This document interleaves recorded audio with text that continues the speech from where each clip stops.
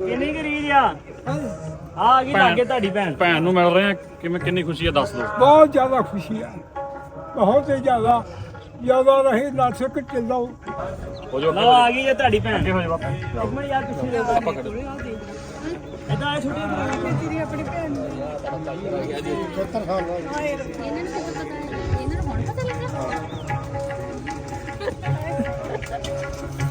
रोना नहीं है, रोना नहीं है, ना रोना नहीं है, रोना नहीं,